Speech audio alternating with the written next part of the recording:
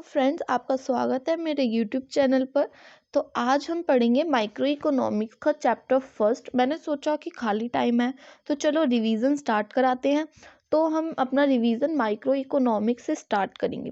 तो micro economics का आज हम चैप्टर फर्स्ट पढ़ेंगे जो कि इकोनॉमिक्स एंड इकोनॉमी है। हम हर चैप्टर के थ्री पार्ट्स बनाएंगे। तो इसका ये चैप्टर का पार्ट 1 है और ये चैप्टर क्लास 11th का है। So let's begin. तो व्हाट इज़ इकोनॉमिक्स? सबसे पहला क्वेश्चन तो हमारे दिमाग में यही आएगा कि इकोनॉमिक्स आखिर होता क्या है। तो इकोनॉमिक्स क्या? इकोनॉमिक्स एक स्टडी है, ये पढ़ाई होती है किस चीज़ की? ह्यूमन बिहेवियर की। किससे रिलेटेड? लिमिटेड रिसोर्सेज से रिलेटेड। किसके लिए? अनलिमिटेड वांट्स को सेटिस्फाई करने के लिए। मतलब इकोनॉमिक्स एक पढ़ाई होती है, इसमें हम पढ़ते हैं कि ह्यूमन का क्या बिहेवियर है, किस तरीके से वो अपने पैसे खर्च करता है, किस तरीके से वो कम से कम रिसोर्सेज में अपने ज़्यादा से ज़्यादा सेटिस्फेक्शंस को पूरा कर पाता है। तो इसी के बारे में हम इकोनॉमिक्स में पढ़ते हैं। फिर नेक्स्ट, इससे एक प्रॉब्लम आती है। अब रिसोर्सेज हमारे पास लिमिटेड है तो इससे एक प्रॉब्लम आती है स्कार्सिटी। मतलब स्कार्सिटी का हिंदी मीनिंग होता है कमी। तो हमारे पास रिसोर्सेज कम है तो उससे हमारे पास एक प्रॉब्लम आती है जिसको हम बोलते हैं कमी।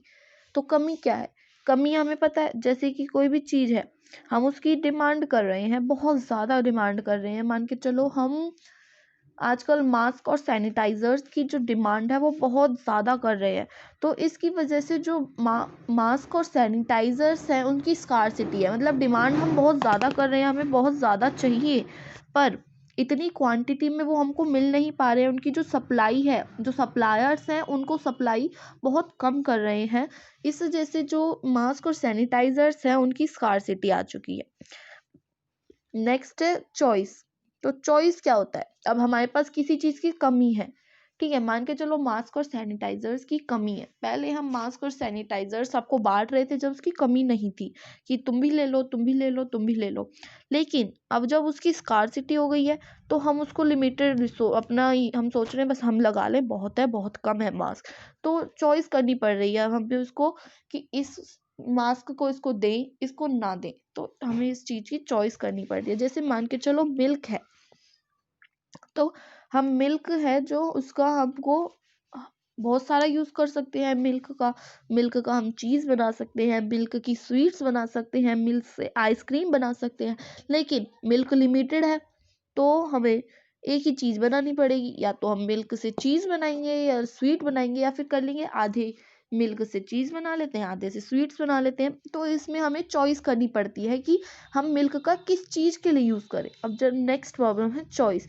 Choice is the process of selection from available limited resources. अब हमारे पास अवेलेबल लिमिटेड रिसोर्सेज है तो इसमें से हमें चॉइस करना पड़ेगा कि किसके लिए हम इस चीज़ को यूज़ करें। चॉइस किसकी वजह से आती है? कॉजेज क्या है चॉइस के क्या कॉजेज है, किस वजह से चॉइस हमें करनी पड़ती है? तो पहला है रिसोर्सेज जो है हमारे बहुत लिमिटेड है, और दूसरा है रिसोर्सेज के अल्टरनेटिव यूजेस होते हैं। अब आप पूछोगे कि अल्टरनेटिव यूजेस क्या होता है?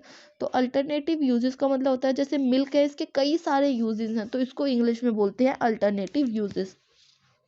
अब नेक्स्ट है micro economics and macro economics. ये इकोनॉमिक्स के पार्ट है, माइक्रो एंड मैक्रो। तो माइक्रो इकोनॉमिक्स क्या होती है? माइक्रो इकोनॉमिक्स एक प्रॉब्लम होती है, जैसे कोई भी इकोनॉमिक प्रॉब्लम्स हैं उनको जब हम इंडिविजुअल लेवल पर स्टडी करते हैं, like individual demand, individual supply, individual demand and supply of individual product.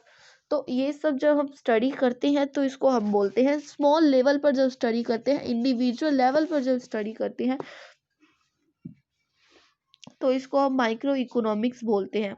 और मैक्रो इकोनॉमिक्स होता है जब प्रॉब्लम्स को हम एग्रीगेट लेवल पर स्टडी करते हैं। मतलब कि पूरे देश की हम पता लगा रहे हैं कि पूरे देश में डिमांड कितनी है, पूरे देश में सप्लाई कितनी है इस चीज़ की, और पूरी चीज़ों की, सारी चीज़ों की, नमक, चीनी, आटा, सबकी हम देख रहे हैं कि इसकी डिमांड कितनी है, इसकी सप्लाई कितनी है। तो वो हो गया हमारा मैक्रो इकोनॉमिक्स। मतलब जो प्रॉब्लम्स हैं उनको हम लार्ज लेवल पर स्टडी कर रहे हैं, पूरे इकोनॉमी में, पूरे होल पूरे बड़े लेवल पर जब उनको स्टडी करते हैं तो वो हमारा बन जाता है मैक्रो। अब इसको याद करने का क्या तरीका है, इतना तो इनमें कोई डिफरेंस है नहीं, आई और ए का ही है, तो इसी से मैं आपको बताऊंगी कि किस तरह आप इसको लर्न कर सकते हो। तो आई मतलब इंडिविजुअल, ए मतलब एग्रीगेट, इसमें आई एग्रीगेट डिमांड, एग्रीगेट सप्लाई, मतलब बहुत ज़्यादा डिमांड बहुत ज़्यादा सप्लाई सब आता है, और इसमें इंडिविजुअल डिमांड इंडिविजुअल सप्लाई। तो इस तरीके से आप इन दोनों को याद कर सकते हैं। अगर आपको ये टेक्निक अच्छी लगी हो तो वीडियो को लाइक कर देगा। Thank you.